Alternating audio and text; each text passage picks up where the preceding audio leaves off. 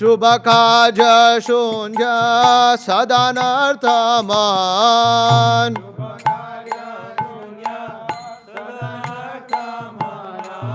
śubha-kārya-śūnya sadānartha-manāh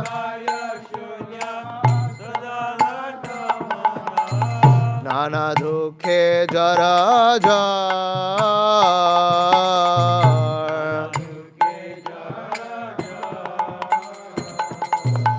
वार्धक्ये एकोन upāya-vihīna tā'te dīna kiñcan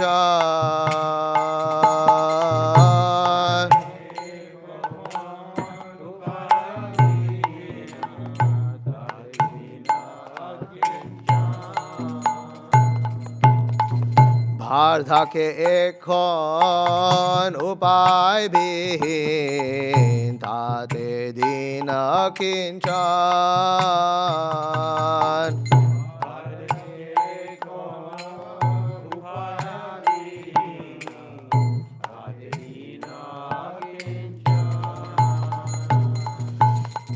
भक्ति-विनोद-प्रभुर-चरणे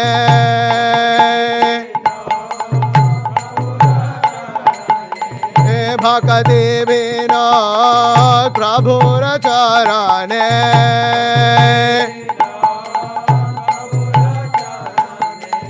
भक्ति-विनोद-प्रभुर-चरणे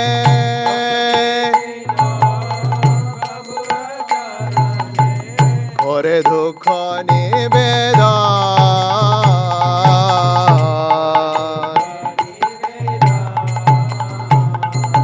घोर दुःख निवेदन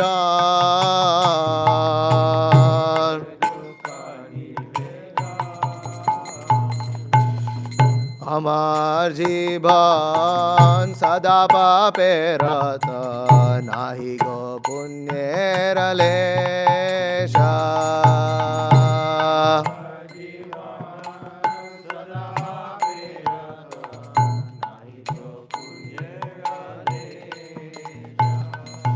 nāhiko punyera kleśa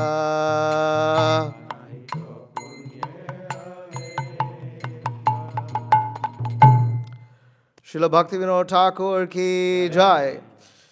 जय ओम विष्णुपाद परमहंस परिव्राजकाचार्य अष्टोत्तर शत श्री श्रीमद अभय चरणारविंद भक्ति वेदांत स्वामी श्रील प्रभुपाद की जय। जय ओम विष्णुपाद परमहंस परिव्राजकाचार्य अष्टोत्तर शत श्री श्रीमद श्रील भक्ति सिद्धांत सरस्वती ठाकुर गोस्वामी प्रभुपाद की जय। अनंत कोटि वैष्णव वृंद की जय। नामाचार्य श्री हरिदास ठाकुर की जय। श्रीमद् भागवतम की जय। निताय गौर प्रेमानंदे हरि हरि बोल। All glories to the assembled devotees. Hare Krishna. All glories to the assembled devotees. Hare Krishna. All glories to the assembled devotees. Hare Krishna. All glories to Sri Guru and Sri Gauranga. All glories to His Divine Grace Srila Prabhupada. Namo Vishnupadaya Krishna Preshthaya Bhutale Srimate Bhakti Vikas Swaminiti Namane Namo Om Vishnupadaya Krishna Preshthaya Bhutale श्रीमते भक्ति वेदांत स्वामिनिति नामने नमस्ते सारस्वते देवे गौरवाणी प्रचारिणे निर्विशेष शून्यवादी पाश्चात्य देश तारिणे। जय श्री कृष्ण चैतन्य प्रभु नित्यानंद श्री अद्वैत गदाधर श्रीवासादि गौर भक्त वृंदा। हरे Krishna Krishna Krishna Hare Hare Hare Ram Ram Ram Hare Hare. Reading from Srimad Bhagavatam, Canto 3, Chapter 14, Text 39. Om Namo Bhagavate Vasudevaya. Om Namo Bhagavate Vasudevaya. Om Namo Bhagavate Vasudevaya. Bhavishyatah Tava Abhadrau Abhadre Jhathara Adhamau लोकान् सपालान् त्रीन् चण्डी मुहुः आकर्न्दयिष्यतः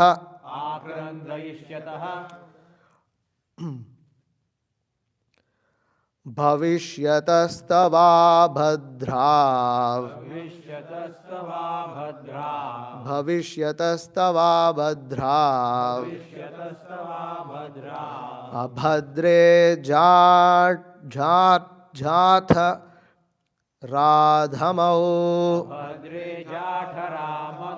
अभद्रे जाठ राधमौ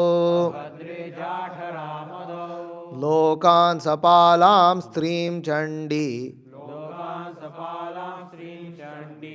लोकान् सपालां स्त्रीं चण्डी मुहुराक्रन्दयिष्यतः मुहुराक्रन्दयिष्यतः भविष्यतस्तवा भद्रा अभद्रे जाठराधमौ लोकान् सपालां स्त्रीं चण्डी मुहुराक्रन्दयिष्यतः भविष्यतस्तवा भद्रा अभद्रे जाठराधमौ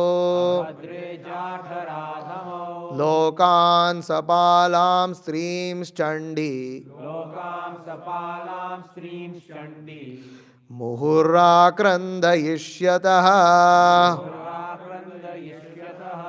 Please repeat.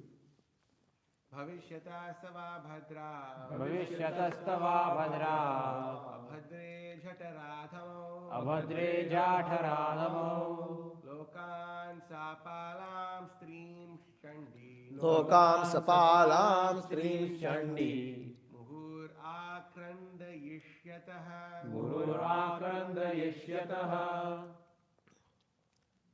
भविष्यतस्तवा भद्रा भविष्यतस्तवा भद्रा अभद्रे जातराधमौ अभद्रे जाठराधमौ लोकान् सपालां स्त्रीं चण्डी लोकान् सपालां स्त्रीं चण्डी मुहुराक्रन्दयिष्यतः मुहुराक्रन्दयिष्यतः भविष्यतस्तवा भद्रा भविष्यतस्तवा भद्रा भद्रे जातराधमौ अभद्रे जाठराधमौ लोकान् सपालां स्त्रीं चण्डी लोकां सपालां स्त्रीं चण्डी मुहुराक्रन्दयिष्यतः मुहुराक्रन्दयिष्यतः भविष्यतस्तवा भद्रा अभद्रे जाठराधमौ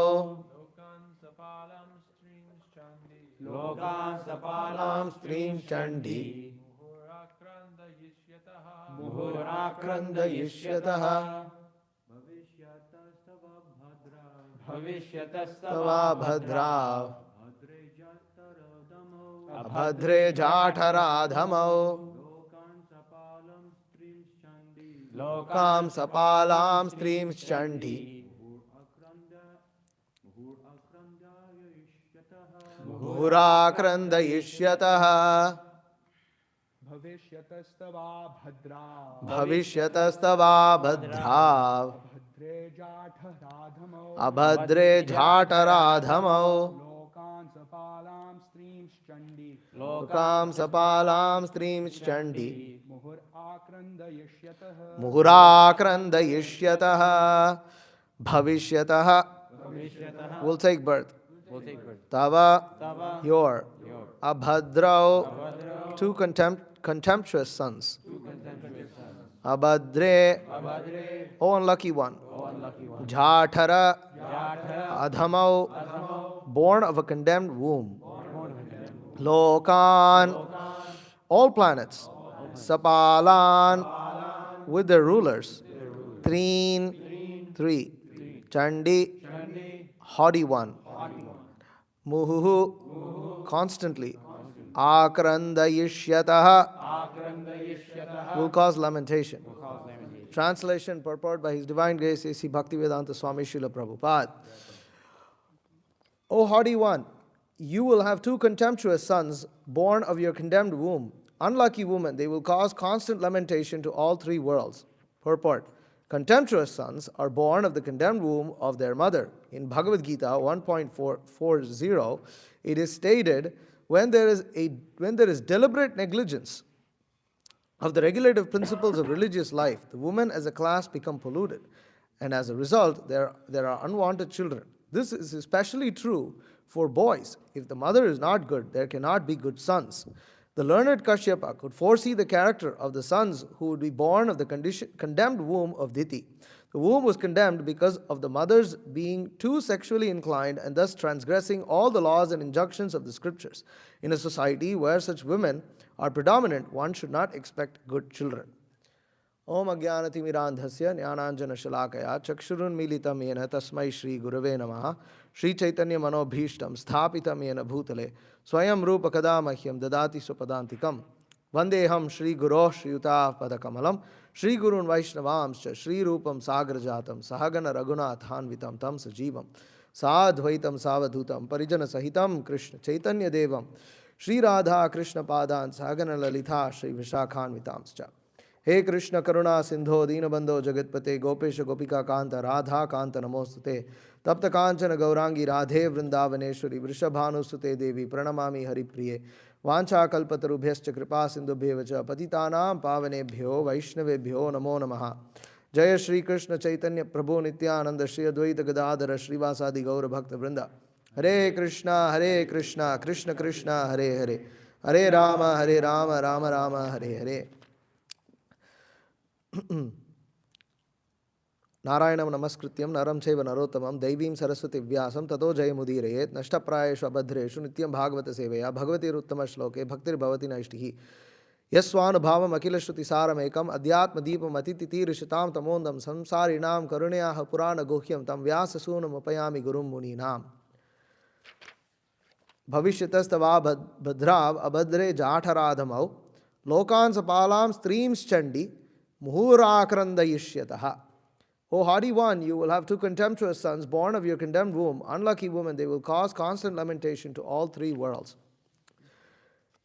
So, Kashyapa is chastising Diti and also predicting the suffering that she's going to go through. And this is happening after Diti approaches Kashyapa, realizing that she has enticed him against his will, but tempted and enticed, nevertheless, to have sex with him at an inappropriate time. And when she approaches him, she says in text 34, the beautiful Diti said, "My dear Brahmana, kindly see that my embryo is not killed by Lord Shiva, the Lord of all living entities, because of the great offense I have committed against him." So, she agrees that she did an offense. She agreed she did a mistake. And she's approaching Kashyapa to help her with that. This is not a good position to be in. So one has committed a mistake, one has realized it, and one is going up to the designated authority, the responsible person, and trying to seek some level of protection. Now, the problem is the next two verses that she utters. The next two verses, if she had said that and she had just condemned herself and called herself foolish, called herself, and basically taken responsibility for her actions, full responsibility. She's taking some level of responsibility, and it looks like she's repenting her actions. But the next two verses it doesn't shine good light on her. What is she saying? Let me offer my obeisances unto the angry Lord Shiva, who is simultaneously the very ferocious great demigod and the fulfiller of all material desires.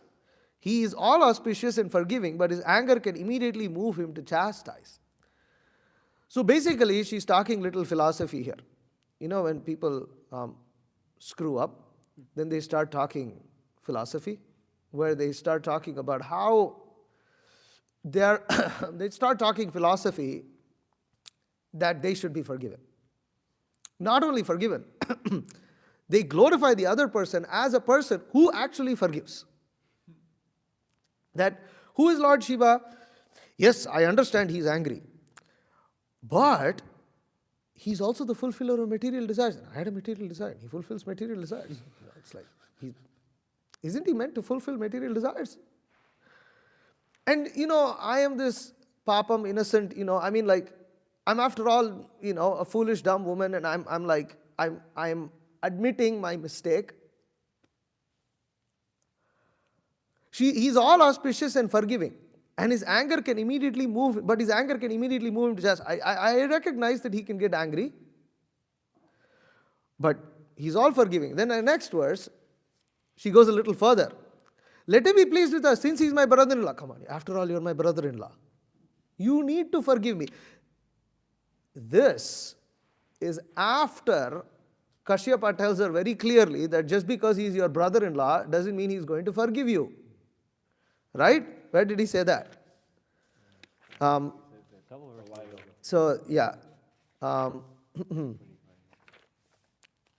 So he says that Lord Shiva regards no one as his relative, text 26. Yet there is no one who is not connected to him. He does not regard anyone as favorable or abominable. So he already said that Lord Shiva regards no one as his relative. And now you are invoking that he is your brother-in-law? What does this mean? It means she never heard what Kashyapa said. That even after her mistake, she doesn't give a fig about what he said before. And the husband of my sister Sati. So not only is she invoking the fact that he's related to her, he's saying, she's also trying to mention her sister. Because, and Prabhupada says that Diti invoked the pleasure of her sister so that Sati would request her husband to excuse her. That, she's saying, okay, maybe Shiva won't forgive. And Shiva might not regard me as a relative, but my sister Sati, she of course must regard me as her relative. So she can go and petition her husband. But this is after Kashyapa has already mentioned that Lord Shiva is not an ordinary person of this material world. He's not going to be swayed by this kind of family politics. And then she says, he is also the worshipable Lord of all women. Now there's sometimes, you can see this word woman. It's often evoked by women themselves as a cause of giving them some more, pity. You should pity us more. After all, we are women. You would hear this often from women. What to do, I'm a woman. But it's very frustrating when the women say that and continue to keep doing their nonsense. They take excuse of their womanly nature to continue foolish behavior and behavior that is disturbing. This is not just, why are we using women? Because anybody who has this womanly nature will also do the same thing. After all, I don't know much. After all, I'm born in a sinful family. After all, I'm young. After all, I don't have much intelligence. But there is no intention to cultivate the intelligence. They just use that and keep saying it and continue with their nonsense. So, he's the worshipable Lord of all women. And again, another statement where she's totally like, whatever Kashyapa said went through one ear, went out of the other. Kashyapa is saying, he does not regard anyone as favorable or abominable. So just because you're a woman doesn't mean he's going to favor you more. He already said that. And she is doing this twice. in the same statement. She uses first she says relative, then she says woman. And he is the personality of all opulences and can show mercy towards women. He is the personality of all opulences. But her husband clearly said, Lord Shiva's body is reddish, he is unstained, but he is covered with ashes. His hair is dusty from the whirlwind dust of burning crematorium. And he is the younger brother of your husband, and he sees with his 3 eyes. Then, where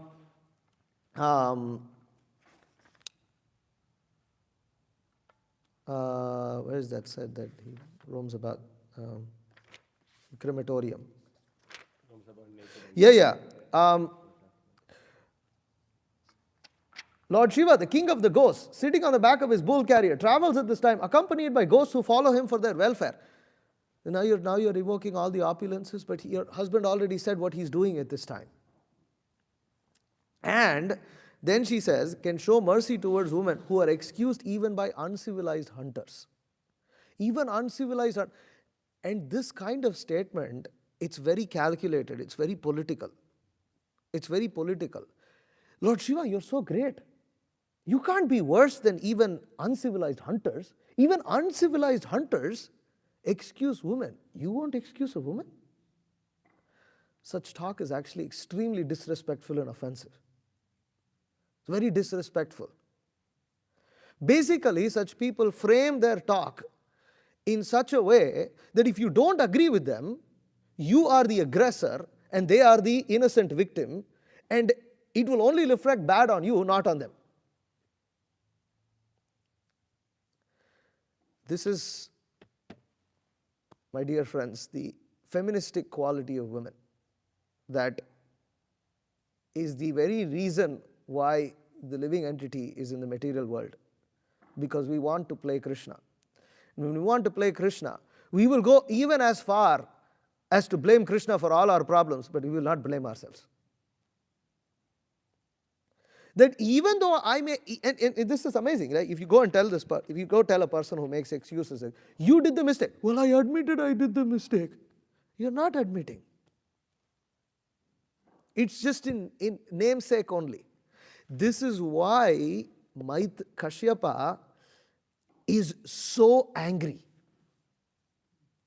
Kashyapa, in one sense, it looks like Kashyapa is blaming everything on his wife, and he's this horrible husband who's not taking responsibility for the fact that he got enticed with his. That's one thing, but look at his wife's behavior. That it evokes anger, and that's natural, because Kashyapa is looking at it. You are a rascal. You are a real rascal. How dare you say these things? And so therefore, he speaks very heavy because of your minds being polluted. Your mind is polluted. Defilement of particular time, your negligence of my directions, and because of you being apathetic to the demigods, you are not only, and you are apathetic to Mahadeva, who is the greatest of the demigods. So you are apathetic to all the demigods because of having insulting him like this. And therefore, because of that, you will have 2 contemptuous sons, born of your condemned womb. Just see the heavy language that he is using. Haughty one. You will have contemptuous sons, condemned womb, unlucky woman. Will cause lamentation, not just for you, for all the 3 worlds. So this is a kind of heavy language that Kashyapa is using, because when one is overtaken by lust, anger, greed, envy, pride, arrogance, then one takes shelter of anything and everything for one's personal interests. It doesn't matter at this point.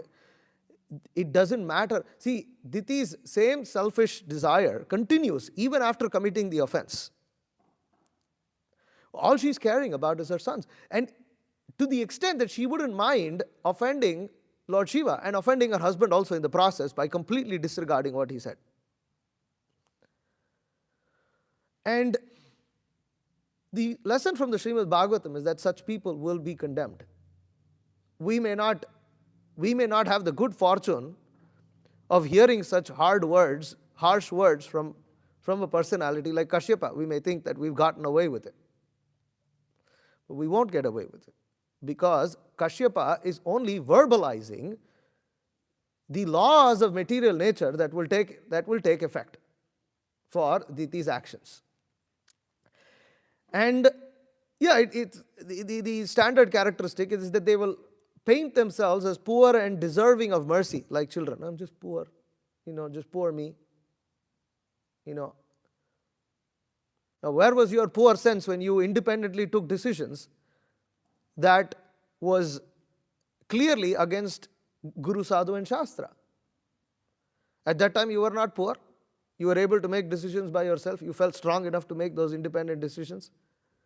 But then when the reaction is about to come, immediately you are very poor, you are very innocent, you are just some, little baby with like those big, cartoon, what those eyes are called? Those big watery eyes. And like, oh. And while all the instruction that was given to you, it just goes out of the ear. She's not actually repenting. And that's one of the biggest problems that she has, is that she doesn't actually repent.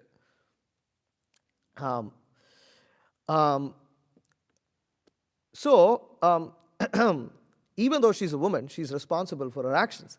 You pull up Srimad Bhagavatam 3:30-28. So later, Kapila Muni says, just go to the translation. Men and women whose lives were built upon indulgence in illicit sex life are put into many kinds of miserable conditions in the hells known as Tāmisra, Andhatāmisra, and Raurava. Materialistic life is based on sex life. The existence of all the materialistic people who are undergoing severe tribulation in the struggle for existence is based on sex. Therefore, in the Vedic civilization, sex life is allowed only in a restricted way. It is for the married couple and only for begetting children. But when sex life is indulged in for sense gratification, illegally and illicitly, both the man and woman await severe punishment in this world or after death. In this world, they are punished by virulent diseases like syphilis, and how do you say that? Gonorrhea. And in the next life, as we see this in the passage of Srimad Bhagavatam, they are put into different kinds of hellish conditions to suffer. In Bhagavad Gita, 1st chapter, illicit sex life is also very much condemned. And it is said that one who produces children by illicit sex life is sent to hell. It is confirmed here that in the Bhagavatam, that such offenders are put into hellish conditions of life in Tāmisra, Andhatāmisra, and Raurava. So, just because she's a woman doesn't mean she's going to get forgiven. This is made very clear here. Why? Because why? So, what causes one to be eligible to not be considered for one's transgressions and offenses? What is the difference between what determines whether somebody becomes liable for their actions or not? No. Fire is going to burn you. No. No, I mean, liable, meaning that they acquire karma. They do it. Okay, I'll give you an example. Animals don't gain karma. Because they have free will, whether they can do it or not. Exactly, that they have independence. They have the ability. They have the ability to make some choices. Animals also have the ability. No, very limited. Very limited. And they're programmed like that. And what is the most important thing? If they wanted to, they cannot change their nature.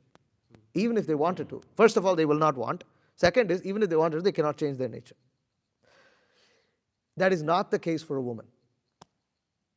As much as, or anybody, any conditioned soul for that matter, right?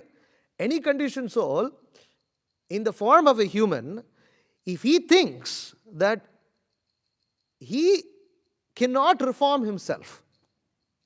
And because of that, he can commit his offenses and continue with his sinful activity. He will be punished. No, reformation is possible because you have the freedom to be sinful. Therefore, you also have the freedom and ability to reform yourself.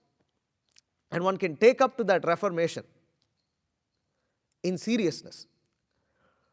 And children are not subject to those same laws up to the age of 12.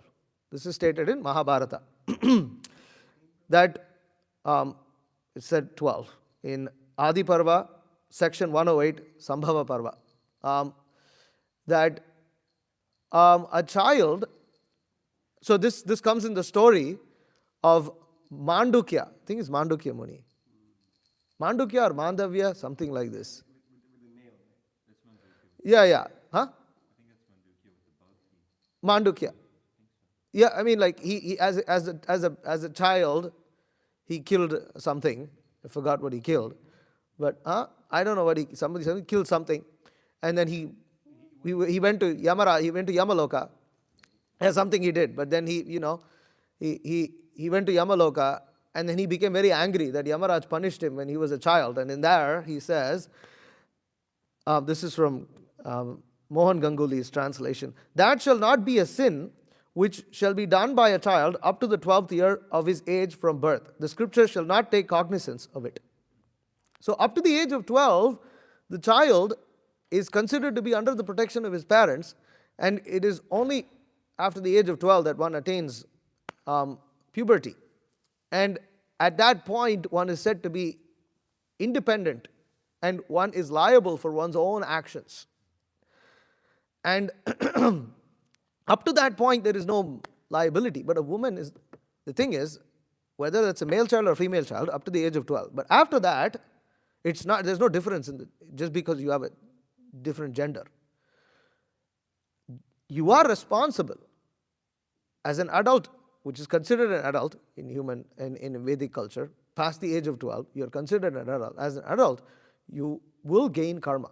You will be responsible for your actions.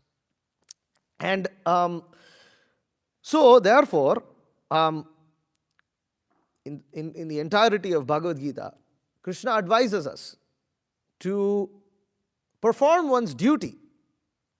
Right? You could go to 1840, Bhagavad Gita 1840. Or go to, actually, chapter 3, text 33.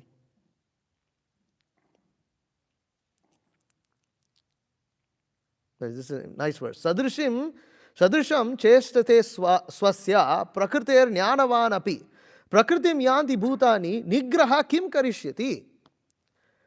Even a man of knowledge acts according to his nature, for everyone follows the nature he has acquired from the three modes. What can repression accomplish? Rascals use this verse to say that to do the exact thing that Diti does. Right? Even men of knowledge act according to their nature, and I'm after all a woman. So what else will I do except being foolish? No, that's not what Krishna is stating here. Krishna is saying jnanavanapi, that even a man of knowledge acts according to your nature. So don't think that you can immediately you can get rid of your nature, or that your nature, you have a nature, you need to act according to that nature in Krishna consciousness to reform yourself, because that is the most sustainable path. That repressing one's nature, trying to acquire another form of nature, is artificial. We have our particular natures, and these natures are meant to be engaged. As I think if you go to the purport, go down. Keep going down. Keep going down. Okay. Therefore, without being fully in Krishna consciousness, one should not give up his occupational duties. Okay, then keep going further down.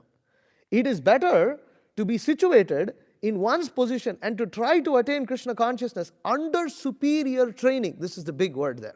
Under superior training. The training is required. How can I engage in my position, how can I become Krishna conscious? How can I become advanced? So this is the important point here. Go to 1840.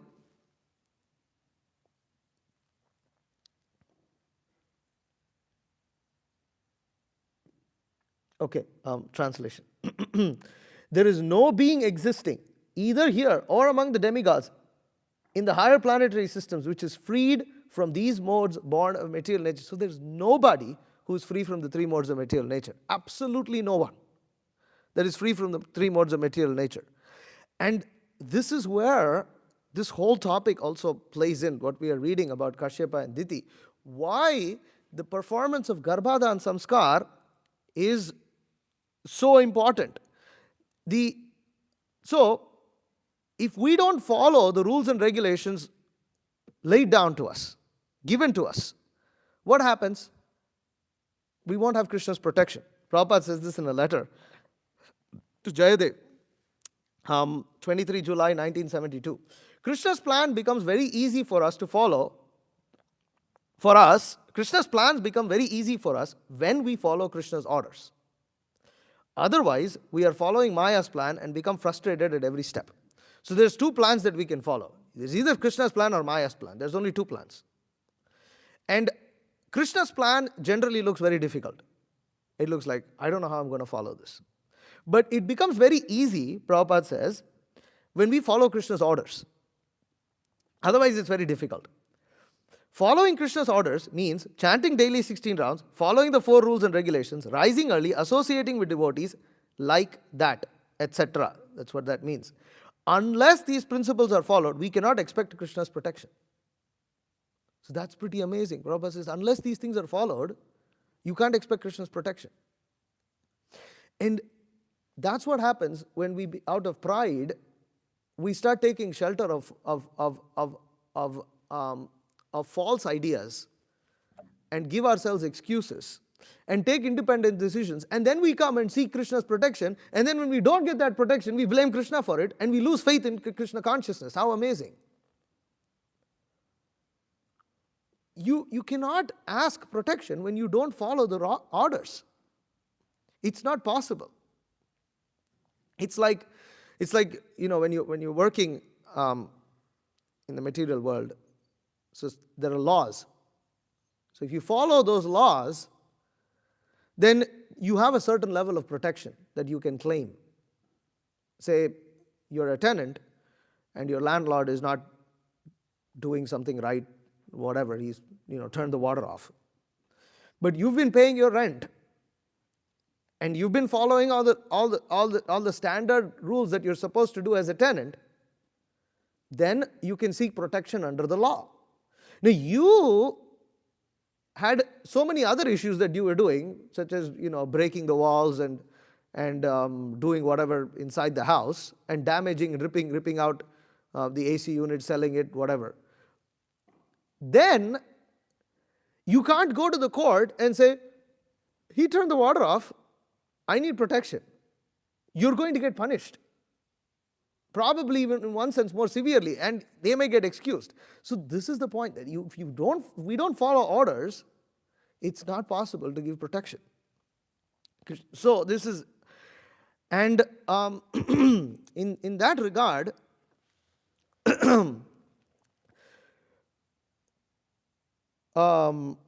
actually here, so going back to the purport that we're discussing today, because before I get into actually, no, let me go into this. So, here's an interesting quote from Vastu Shastra.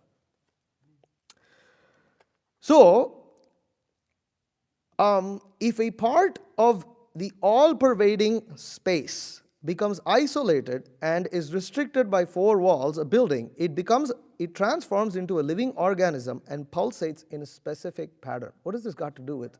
What has this got to do with what we are talking about? The 3 modes of material nature is everything. What is that? Ebi sarvam idam jagat. Tribir gunabayir bhavir ebi sarvam idam jagat. Literally, the modes of material nature are everywhere in this material universe. Everywhere.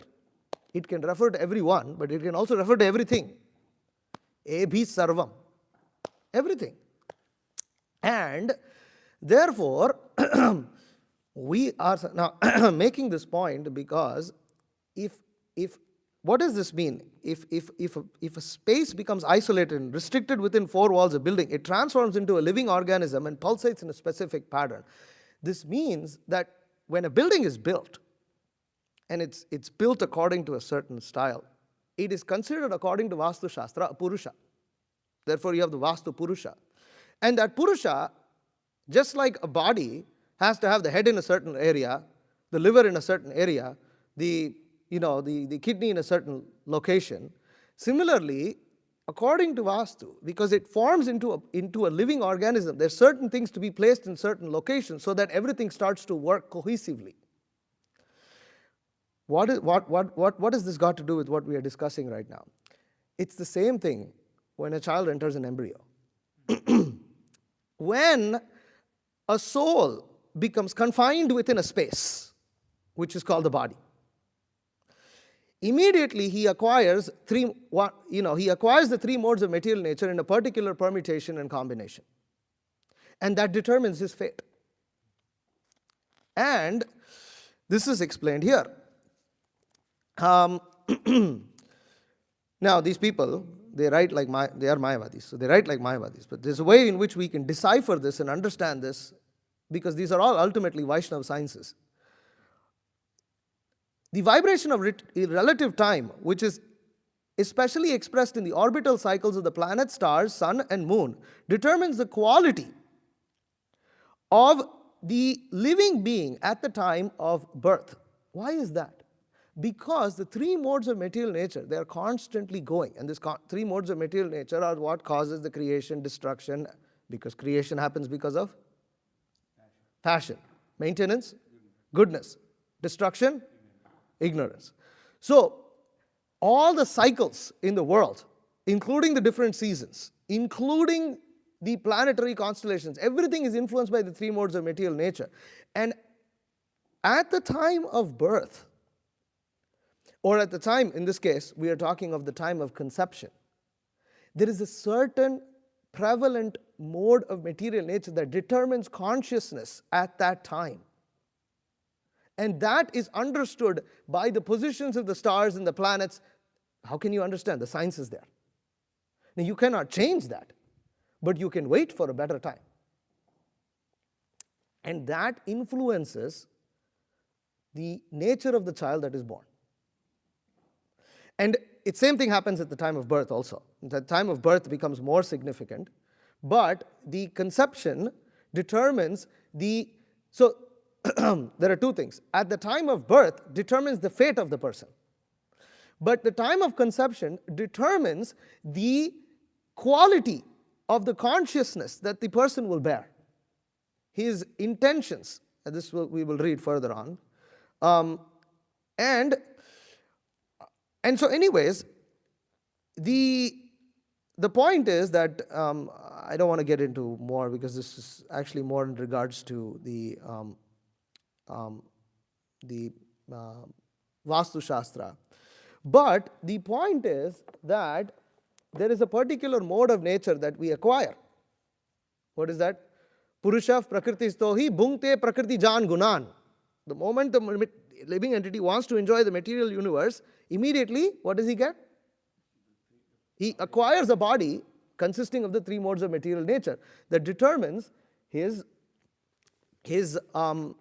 nature of his consciousness. So this is a book by Bharatchandra Prabhu, Garbhadhan Samskar, disciple of Bhakti Raghav Maharaj. And this book, in the very beginning, Bhakti Vikas Maharaj writes, Garbhadhan Samskar should not be mistaken to be an obscure, archaic Hindu ritual. It is a process that, if widely adopted, could literally change the course of history by bringing forth a population of sober humans, in contrast to the hordes of two-legged animals that are presently ravishing the earth. At the personal level, Garbhadhan Samskar is necessary for family happiness, and thus this book is essential for all young people, both those who are married and those who soon will be. Although written specifically for the followers of His Divine Grace A.C. Bhaktivedanta Swami Prabhupada, it is also suitable for all adherents of ancient Vedic culture. So, just giving a preface before I start getting into this book a little bit. I'll just read a few sections of it.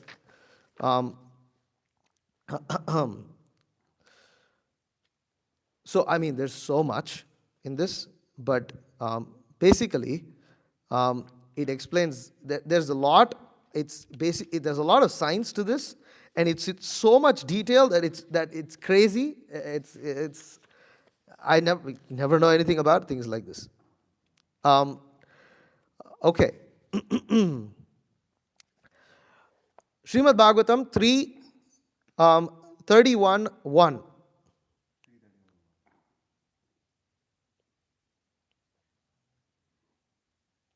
This is very similar.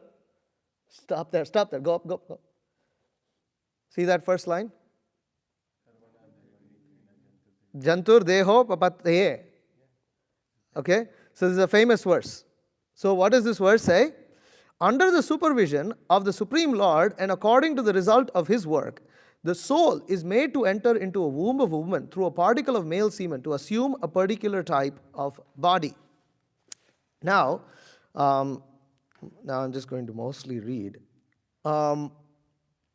Okay, there are multiple factors that determine the health and character of a child. They are the nature of the man, the consciousness of the man, the consciousness of the woman, the health of the womb, the health of the male in being able to produce proper semen, and what is proper semen, everything is explained, and then what a woman eats and what she thinks of at the time of even having the baby, everything influences the child. So here it is said in Charaka Samhita, thus if a purified Shukra and Shonita Garbhashaya are in excellent condition, this is detail, but Shukra refers to the semen, Shonita refers to the ovum, Garbhashaya refers to the womb, are in excellent condition, and if the timings of union is an excellent condition based on astrological guidelines, and if the pregnant mother takes a wholesome diet during pregnancy, then a healthy child gets delivered easily without pain.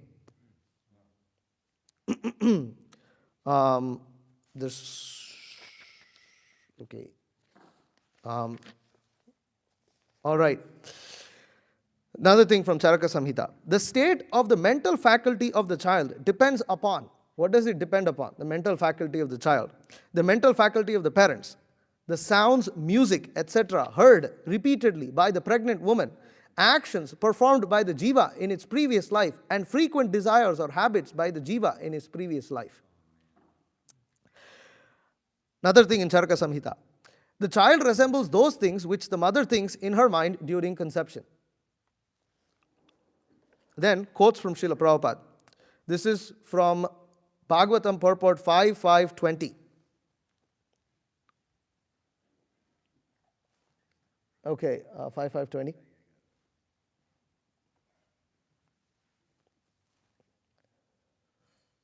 Okay, go to the purport. I think we have to find this. I'm going to, although instrumentally the sun.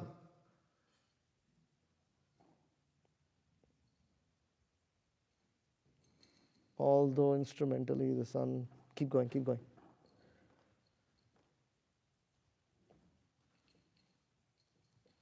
Oh. It says Prabhupada's purport to 5.5.20. Although instrumentally the son is born with the aid of the genitals.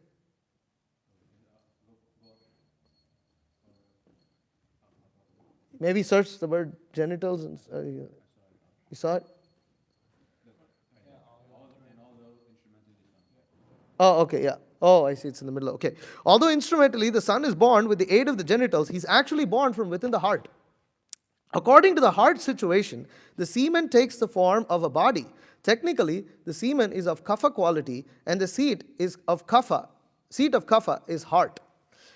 Therefore, according to the Vedic system, when one begets a child, his heart should be purified through the ritualistic ceremony known as Garbhadhana. Rishabhadeva's heart was always uncontaminated and spiritual. Consequently, all his sons All the sons born from the heart of Rishabhdev were spiritually inclined. Another science there. Okay, Bhagavatam, this is what we just read. Okay, Bhagavatam 4:22-53.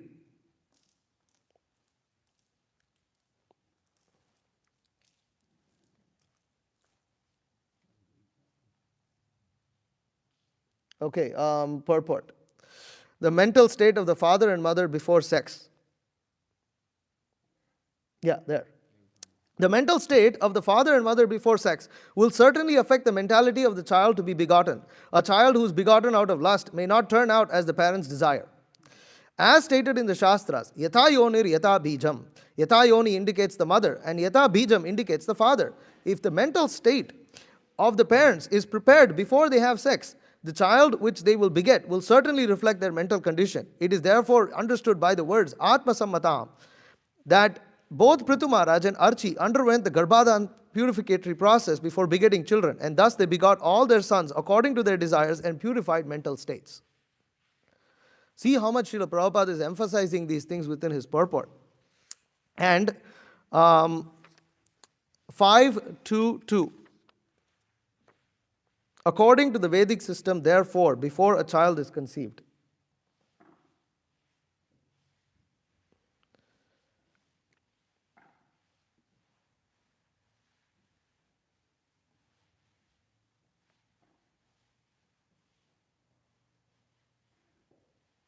okay. According to the Vedic system, before a child is conceived, the Garbhadan Samskar is performed.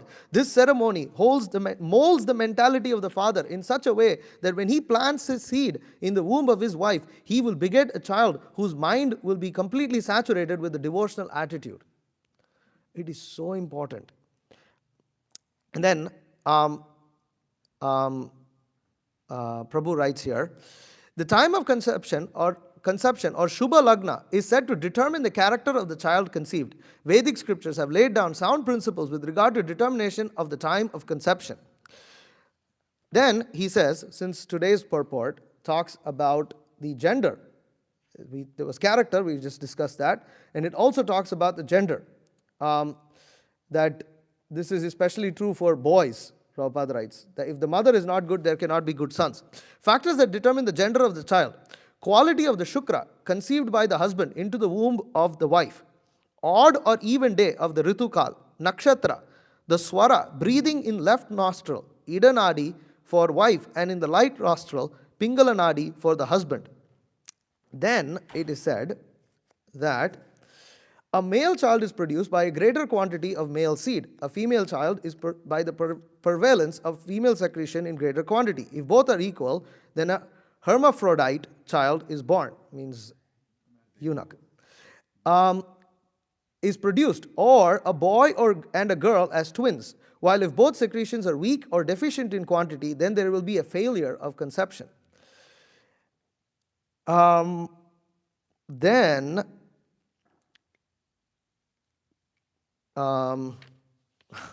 this is an interesting one, it's not directly related, but anyways, if a man is sexually attracted to by sexual desire during sexual intercourse, then the semen divides into two parts and results in conception of twin babies in the womb. Okay, then reading. Okay, to obtain a son, the husband should chant every day the Krishna Ashtottara Shata Stotram. And before approaching the wife for Garbhadan Samskar, the husband should chant the Vishnu Yoni Shukta prayers. There is so much evidence of how much preparatory work is required for this activity. It's so sacred. And this book actually says that you have to prepare for 1 year before you actually conceive a child. 1 year is the actual Garbhadan Samskar. And then what happens, and in this regard, in the stuff that we just read about how the consciousness is determined and how those things are determined by the time, because the planets, they show the modes of material nature prevalent at that time. And the conception and the birth determine the character and the quality and the fate of the child. the quality of the child is different to the fate. You may have a very saintly son who may have not such a good fate, but he's a saintly son. You may have a son who's horrible in character, but is going to become a very powerful materialist, like Hiranyakashipu. His fate, he seemed to have pretty good fate, right? Ravana, great fate. Come on. The demigods didn't have that fate. He has better faith than Vayu, better faith than Varuna, better faith than Indra, because Hiranyakashipu, he was sitting on the throne of everything. So, it seems like he has better, but he has horrible character. That people today are more concerned with fate than they are with character. They're so much concerned about the birth time, nobody talks about the time of conception. So, the thing is, in Vedic culture, more importance is given to the time of conception because the birth time cannot be controlled. That is fate. That fate one cannot, that is different. But you can change the character. And emphasis is given on character reformation. That's what human life is meant for. Okay, I'm going to take some liberty and read a little more because these are certain things that are generally not spoken. Okay, I'm going to read some heavy stuff.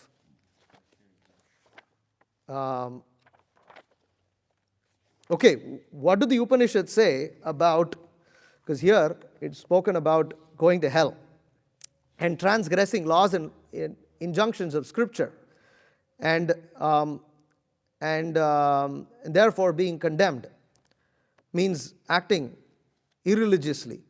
The Shatapatha Brahmana, this is the Vedas themselves, compares the reputation of those who eat cow meat with those who perform abortions, while in the Upanishads they are placed in the category with thieves and outcasts.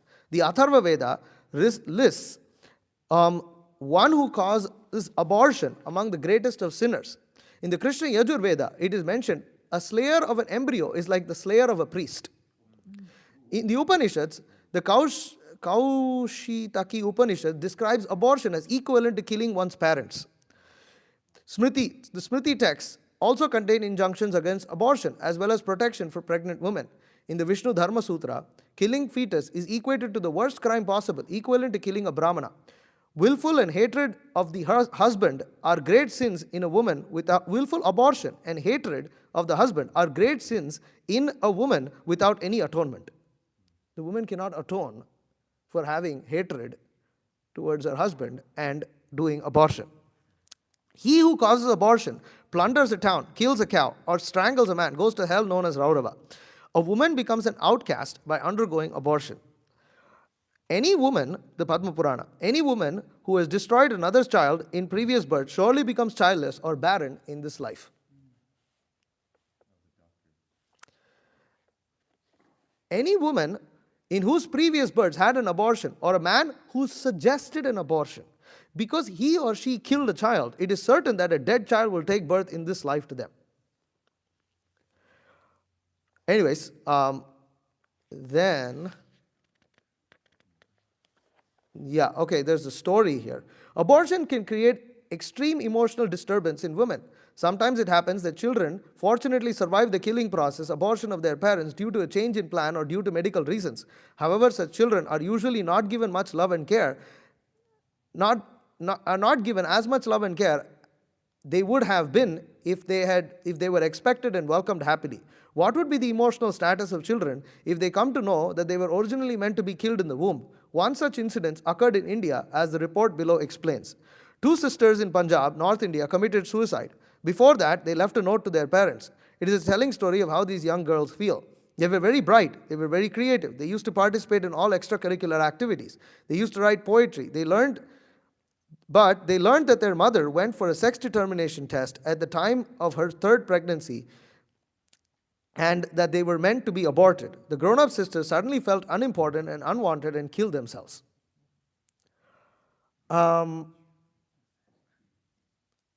As far as sterilization is concerned, it is nothing but permanent contraception and hence carries the same sinful consequences as the act of contraception. Srila Prabhupada spoke against so-called brahmacharis trying to be brahmachari and in their determination to be brahmachari, sterilize themselves by ridding themselves of the ability to produce children. Prabhupada condemned that because it is contraception. It is nothing but permanent contraception. Okay, I think I wanted to just briefly touch upon Srila Madhvacharya's appearance, because it shows how much care was taken as far as Garbhadhan samskar goes. It's not much, though. But you could see how much care they took. There is a serene and holy place called Pajaka near Udupi in the Karnataka state of South India. Mukhya Prana planned to take birth in this pious place of Pajaka Kshetra in the family of Madhya-Bhātta. Madhya-Bhātta and his chaste wife had gone to Udupi from Pajaka Kshetra to attend the festival in Ananteshwar temple. There something unusual happened. During the festival, a local Brahmana, as if being possessed by a demigod, climbed up to a tall post and was shouting out of great excitement. Huge crowds gathered to watch the spectacle, causing commotion. While everyone was noticing, the Brahmana shouted that a great personality is going to take birth very soon. Hearing this, all present were awestruck. Madhya-Bhātta belonged to the Shivali sect of Brahmanas. The Shivali or Shiva-Beli sect of Brahmanas is mostly found around the Udupi area. Before the advent of Madhvacharya, the Shivali Brahmans worshipped Lord Shiva, but most had an affiliation with the Bhagavata Sampradaya. In other words, most would worship a form of Shiva Linga, but would see Lord Vishnu as the Supreme Personality of Godhead. Madhya-Bhātta was always very eager to hear the pastimes of the many incarnations of Lord Vishnu and render devotional service to the deity of Ananteshwar in Udupi. Madhya once spoke to his chaste wife about bringing into this world a pure son. He wanted such a son be born who can dispel the illusion created by misinterpreters about the absolute truth and devotional service to the absolute truth. Some were interpreting that we too are God, as some we can become God, some others we can become equal to God, while others there is no God and thus we need to become Shunya or zero. Amidst this variegated nonsense, Madhya, a learned Brahmana, longed for a son. He recalled the incident at Udupi previously. Vedavati, Madhya wife, was also desirous to have a son. They had a daughter, but no son. Madhya said, "Let us take shelter of Lord Narayana, our family deity, who has infinite auspicious qualities and an ocean of kindness.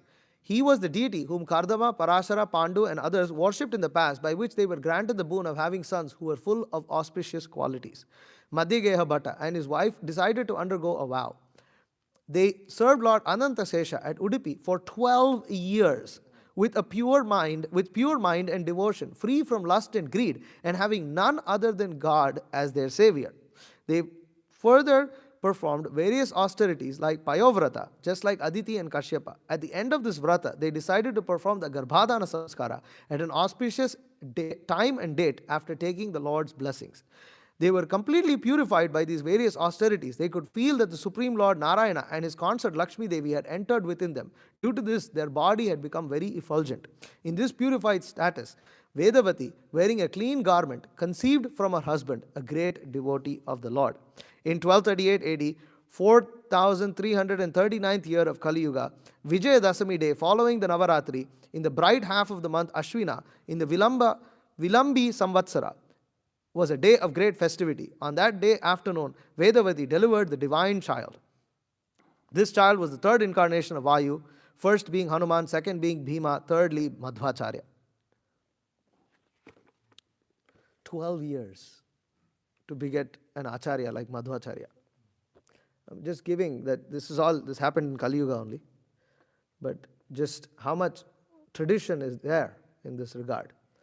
And how fortunate we are that Srila Prabhupada how he has interwoven all of these complicated things into his Bhaktivedanta purports and given us the seeds by which we can cultivate pure devotional service. Such amazing. It's just only possible for one who is a very exalted and dear associate of the Supreme Lord. So anyways, I'll stop here. If there are any questions, I went 10 minutes over. Any questions or comments?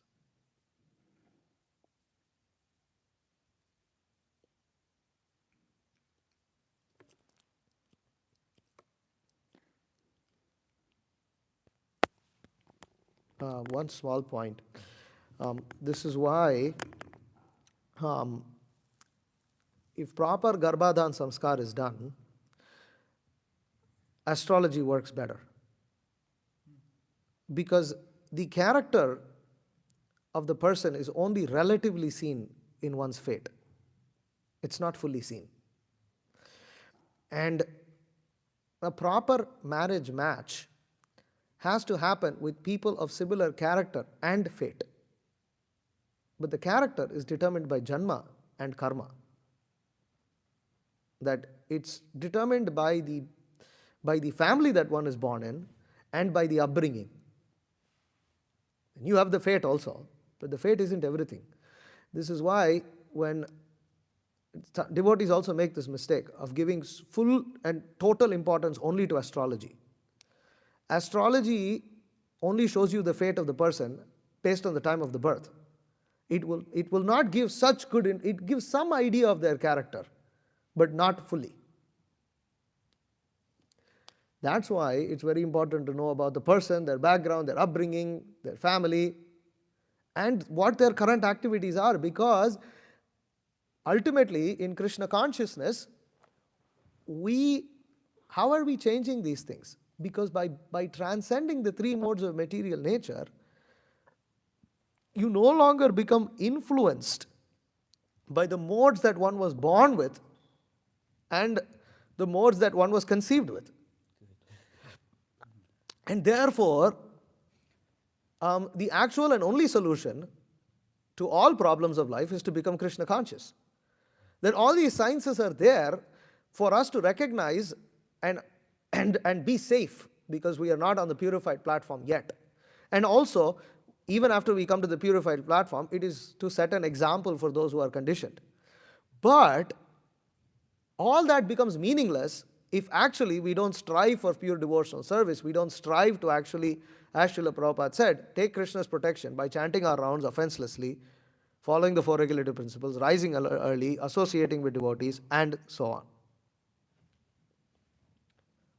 So you can do all of this science, look at all the astrology, and you give this messed up. And why does it mostly go south if one is not Krishna conscious? Because it's impossible to fully know the character of the person these days. You can look at astrology, everything, and still the marriage goes fail, because the character is not perfectly seen. Somewhat seen, not fully seen. And if you consider everybody's birth today, if you're intelligent, you'll think, I just want to stay away from everyone, because you don't know the character. But then, therefore, it's very important to analyze the devotional character of the person, how serious they are and things like that. Yeah, okay. Sorry, it's just a strange detail question, but so I'm wondering, when I hear about these topics, we go to the colleges and we meet, seems that many of the young men have some problem with masturbation, and I'm wondering, does a soul enter the semen of the person? When does that happen? Is there a soul there that just has to go take shelter of another person? I'm not sure. I don't have an authoritative answer to that. But I don't see why it can't be both ways. It is possible that a soul maybe takes shelter and then has to suffer the process of not being able to go to a womb and just keep constantly going through that until it manages to get into a womb. It is also possible that it seems more likely that the soul is in the womb, because otherwise sperm banks wouldn't work. Sorry, the soul is within the semen. Sorry, semen, yeah. That, it's there, and therefore masturbation can be looked as a sin in that sense, that you are forcing a soul to go through a process where he has to, it's like being repeatedly evicted and having to try to find a house and remaining homeless, so as to say, and forcing that to happen. And therefore, there's more implication. Foolish people just think, oh, it's just mine, so I can do whatever I want with it. No, it's not.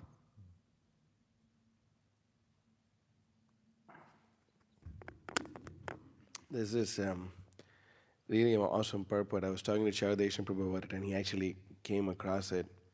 This is amazing. So, over here in this purport, Prabhupada says,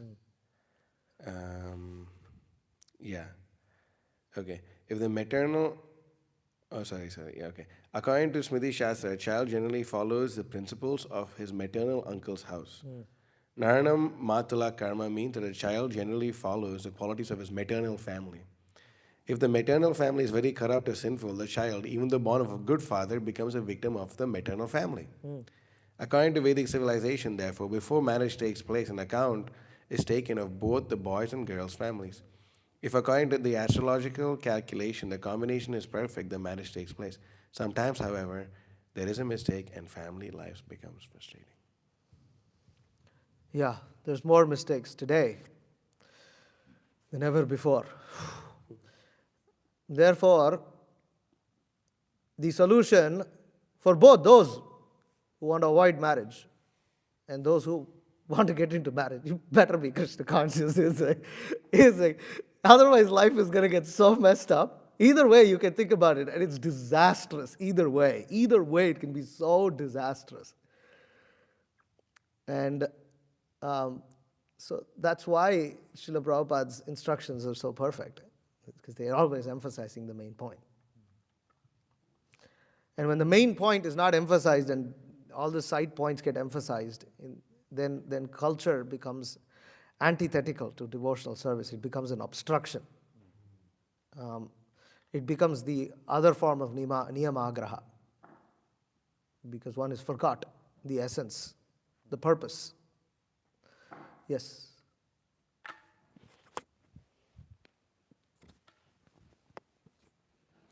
Prabhu,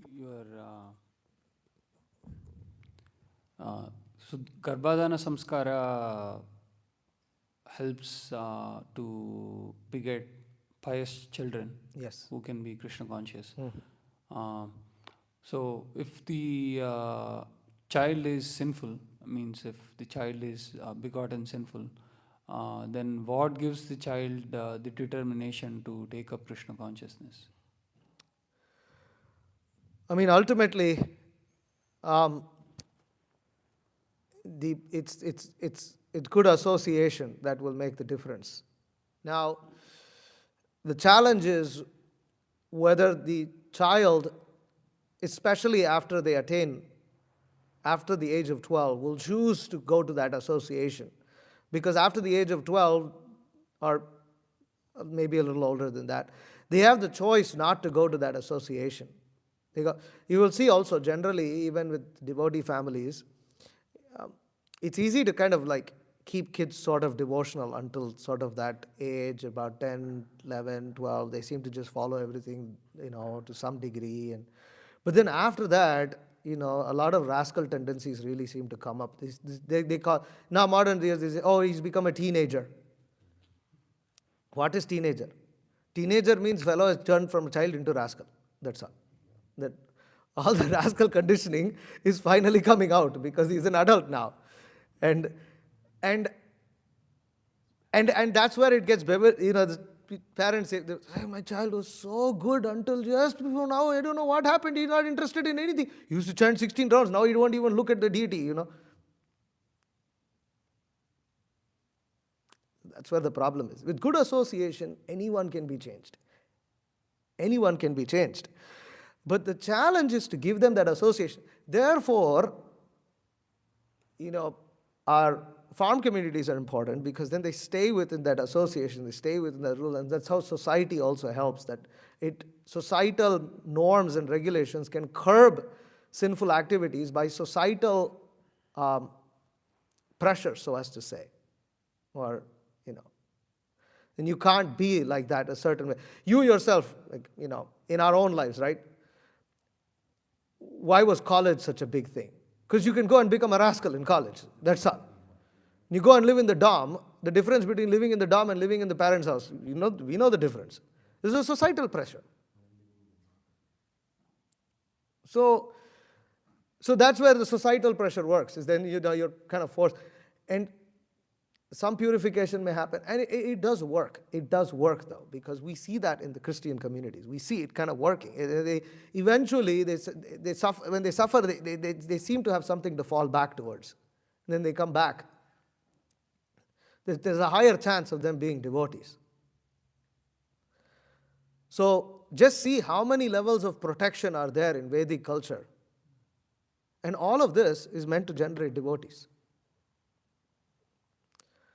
So such a perfect science, such an advanced civilization. Is that okay? Yeah, I have one follow-up, Prabhu. So, I mean, societal pressure allows people to take up, and you're saying that the teenagers, they're generally, they have. I mean, they tend to be tendencies. somewhat unruly, or they tend to Unruly, be yeah. rather maybe disobedient, more tends to come out. Yeah. So, I mean, in terms of making devotees, sometimes devotees, they focus on, for example, colleges. Yeah. So, is it likely that the younger people are more rebellious than older people, or I'm just trying to understand who will be more prone to taking up Krishna conscious, like teenagers, college students, Okay. or older people? That doesn't have anything to do directly with this Garbhadan samskara. Okay, that's a general thing. Now teenagers are too young. They're too frivolous also. So you can't really. They could with proper guidance, but they're still under the control of their parents. So there's only limited things you can do. So that's one of the main reasons why we don't target them. The thing is, that age, about 15, 16, is a good age to get people into Krishna consciousness, but it's very difficult. The teenagers at that age, they tend to be sort of disrespectful to their parents, but they can be at least respectful towards outsiders or things like that. Nowadays, you really get some low-class animals, but generally speaking, they tend to be a bit timid at that age. Nowadays is another thing altogether. Sometimes you see these people, you become scared of these 14, 15-year-olds.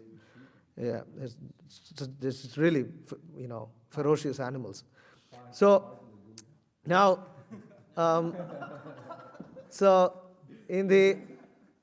but same thing with age of 21, 22 is they generally at that age, in today's world, people aren't settled. They have no clue what they're going to do in their life. They're in this crossroads, and everyone's trying to do something new. And so it seems to be a good age to get people, because if you can make them determine that Krishna consciousness is what they want to do, then they will become Krishna conscious at the age. Older people are set in their ways and stubborn, very stubborn, tend to be more stubborn, let's say, than younger people. Younger people are still that age, even the age of 21, is, Prabhupada said, the age of education. He said, therefore, because we are offering education. So, okay, yes.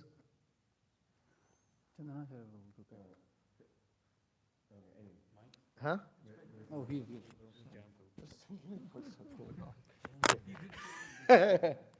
So, two things. Prabhupada, when he was asked a similar question, where is the determination for practicing Krishna consciousness comes up, he quoted the he said Punya Kirtana, and that I created your good fortune. So the determination is created by the Vishwanath Chakravarti Thakur explains that bhakti can only be given by a bhakta. So by the mercy of the devotees, only then does the jiva take upon devotional service. And I have a pramana for this. It's just a one sentence from a purport. I was reading. Association, right? That was the answer.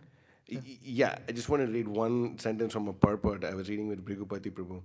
He says, a pure devotee of the Supreme Personality of Godhead is always thinking of how fallen conditioned souls can be delivered. The Supreme Personality of Godhead, influenced by the merciful devotee's attempt to deliver fallen souls, enlightens the people in general from within by his causeless mercy. Jai. Okay. All right. Sit. Okay. Hare Krishna. Thank you very much. Srimad Bhagavatam ki jai, Srila Prabhupada ki jai. Vanchakalpatarubhyascha kripa sindhubhyo cha patitanam pavanebhyo vaishnavebhyo namo namaha.